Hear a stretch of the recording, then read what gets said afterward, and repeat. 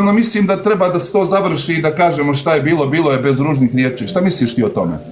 Naravno, prošle su godine, prošlo je dosta toga i mislim da je dosta je prošlo. Bili smo mladi, to duše bila sam mlada ja, pa to može da mi se negdje pripiše godinama, a tebi na iskustvu.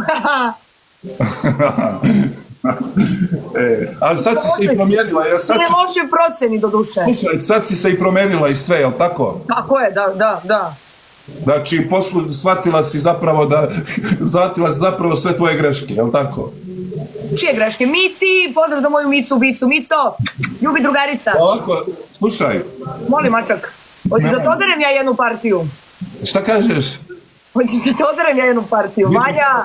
Nameračili ste. Slušaj, Maja, ovako, hoćeš ja i ti da igramo jedan izazov? Ajde, koji? Predloži pa da vidimo da on mi odgovara. Da igramo ja i ti do 5 pobjeda. Na koliko? Na 5. Ajde. I ovako, ko izgubi? Dobro.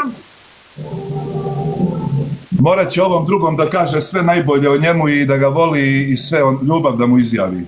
Jeli prcko, idemo tako, a? Smiješ li? Ajde. A? Ajde, morat ćeš da izgubiš ovaj put. Znači, ako ja izgubim... Ajde ovako, znači ovako.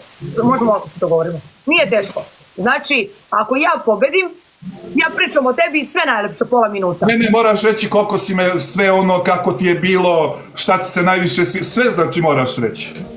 Dobro, ajde, ako ti izgubiš ti također. Pa normalno. Stara dobra vremena. Pa sve znači, ali da to sve bude, sve onako, da bude najbolje što može da postoji. Okej, ajde. Ja, na primjer, nešto kažem, ako izgubim, pošto teško da ću, možda, ja ti, na primjer, kažem, Majo, sad reci mi koliko me sad, ti kažeš. A dobro, pričamo na svoj... Ej, ali, Majo, igramo da mora biti sve pozitivno.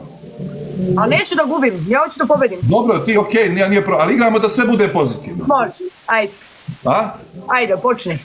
Ajde, do 5 igramo, jeli? Može.